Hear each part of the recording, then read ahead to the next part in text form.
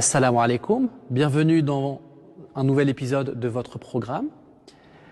L'imam Malik est une figure majeure de l'histoire de l'islam, dont l'influence a marqué profondément la pensée juridique, théologique aussi, et éthique de la communauté musulmane. Il est né à Médine vers l'an 93 de l'Hégire, à peu près l'an 711 de l'ère grégorienne.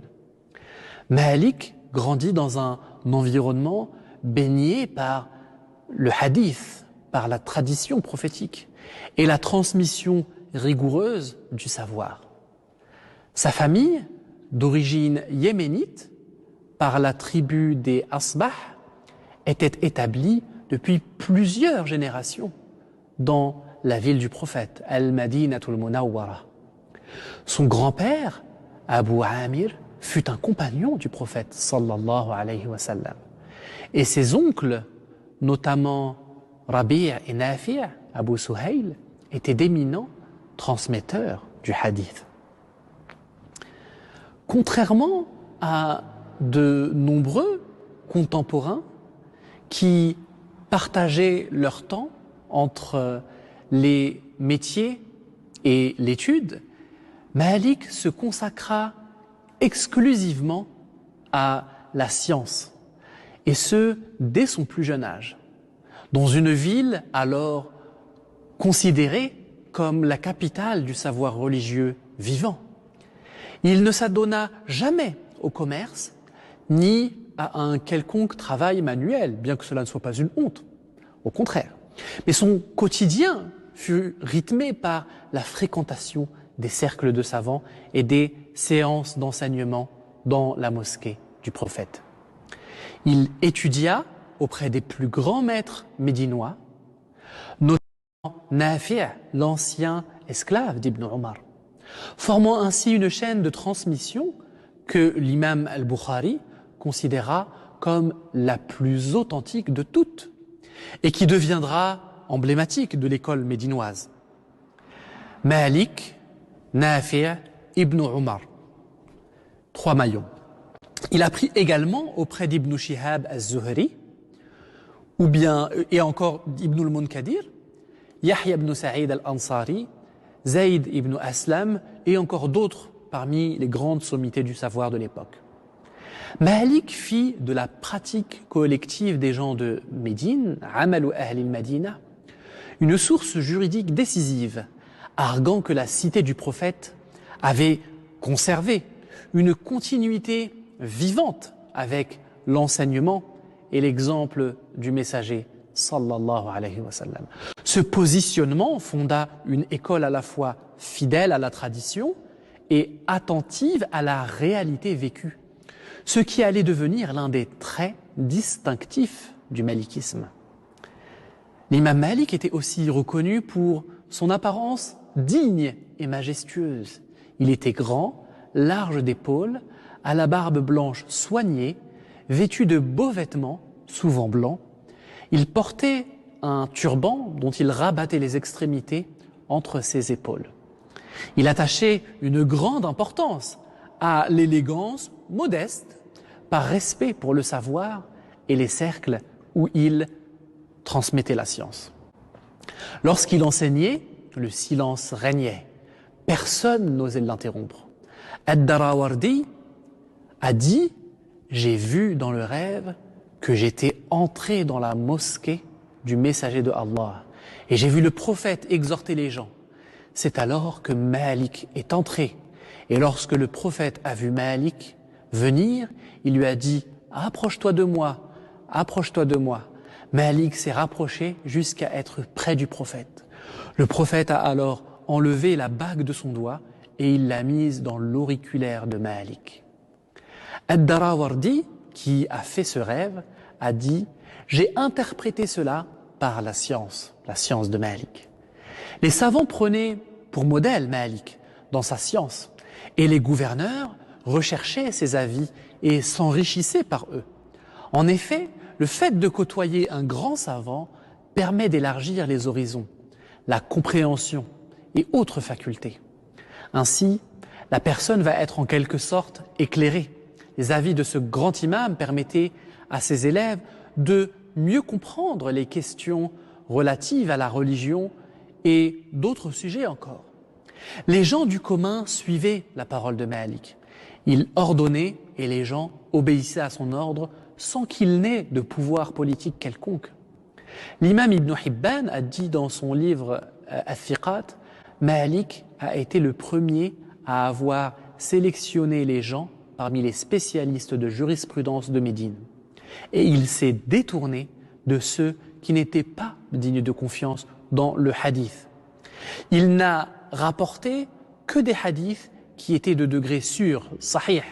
Il rapportait exclusivement de quelqu'un digne de confiance, qui a de la science, qui s'attache à la religion et qui a le mérite de s'appliquer dans les actes d'adoration.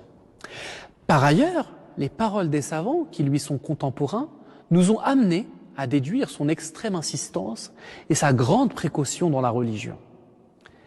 Et les savants sont plus à même de juger la valeur des autres savants. Ainsi, l'imam al-Shafi'i, très célèbre, qui était le disciple de Malik, a dit de lui, lorsque les savants sont cités, Malik est comme une étoile parmi eux, c'est-à-dire qu'il en était la référence. Ibn al-Mubarak disait qu'il imposait le respect sans force, ni autorité, sans forcer, uniquement par la majesté de sa piété. L'imam Malik ibn Anas était de ceux qui honoraient tellement la science que lorsqu'il voulait transmettre le hadith du prophète, sallallahu alayhi wa sallam, il faisait auparavant le wudu. Il accomplissait ensuite 2 rak'ah, 2 unités surérogatoires, et il s'asseyait bien droit à l'endroit où il se tenait. Il coiffait sa barbe, il se parfumait, il prenait une position assise droite qui inspire le respect, puis alors il se mettait à rapporter le hadith du prophète alayhi salam. Lorsque les gens venaient chez l'imam Malik, on leur disait « Le cheikh vous demande, est-ce que vous voulez aujourd'hui apprendre le hadith ou bien avez-vous des questions de jurisprudence ?» S'il s'agissait de questions de jurisprudence, alors il sortait à eux. Mais s'il lui disait qu'il souhaitait quérir le hadith, alors il rentrait dans l'endroit où il faisait le wudu, il faisait l'ablution et se parfumait. Il mettait ensuite des habits neufs, un beau turban, ainsi que son écharpe verte et sa cape. On lui sortait une estrade, il s'asseyait dessus avec la crainte de Dieu présente dans son cœur, et on faisait brûler de l'encens, du oud, jusqu'à ce qu'il finisse de rapporter le hadith du messager de Allah, sallallahu alayhi wa sallam.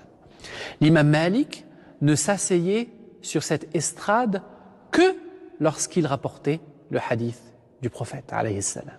On l'a interrogé à ce sujet.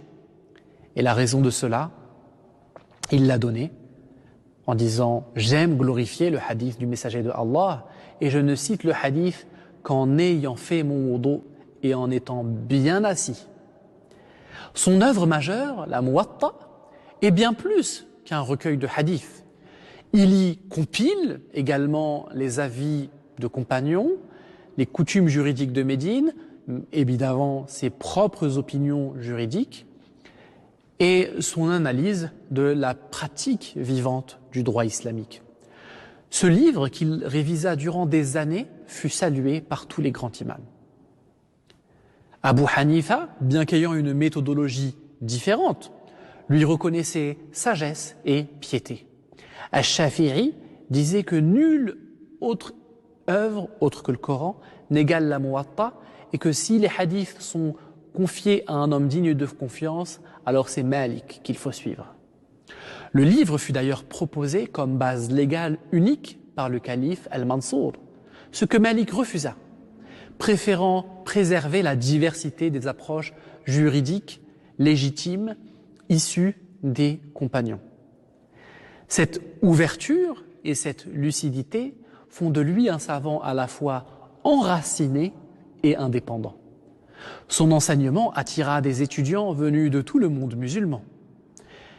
L'Égyptien Ibn al-Qasim, l'Andalou Yahya ibn Yahya al-Laythi, l'Ifriqien Asad ibn al-Furat, qui a connu plutôt ses disciples, et encore Ibn Wahb. Tous jouèrent un rôle décisif dans la diffusion du malikisme dans leurs régions respectives. Ainsi, par ses disciples, l'enseignement de Malik devint une école à part entière, rayonnant sur le Maghreb, l'Andalus, l'Égypte et jusqu'à l'Afrique subsaharienne. Ce qui distingua l'école malikite, c'est son équilibre entre le respect des textes, l'autorité de la sunna, la considération des pratiques des compagnons et une prise en compte intelligente de la coutume vivante. Ce réalisme juridique explique le succès de Malik, la longévité de son école et son enracinement dans les sociétés diverses. Au Maghreb, au Maroc en particulier, le malikisme est associé à l'ash'arisme en théologie et au soufisme modéré comme cadre éthique et spirituel, constituant le triptyque des constantes religieuses du pays. Malik meurt à Médine en 179 de l'Hégire, à l'âge de 86 ans. Il est enterré au cimetière Al-Baqi' parmi les compagnons. À sa mort, le monde musulman perd un repère, mais son école, son œuvre et son exemple de sagesse continuent de vivre. Tous les imams, quelle que soit leur école, l'ont respecté.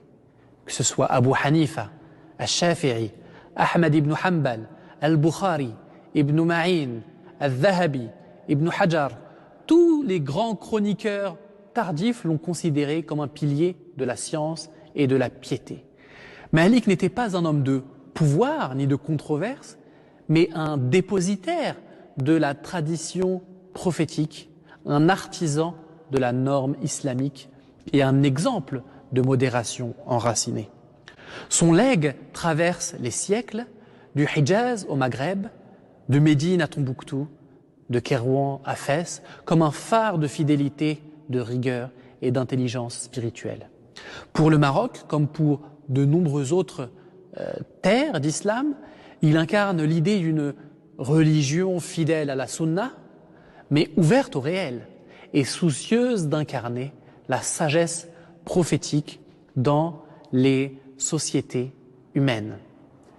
Je vous remercie d'avoir assisté à cet épisode de votre programme Thawabit, les constantes religieuses du Maroc. Je vous donne rendez-vous à la semaine prochaine pour un nouvel épisode qui sera cette fois-ci consacré aux spécificités de l'école malikite. Assalamu alaikum wa rahmatullahi wa barakatuh.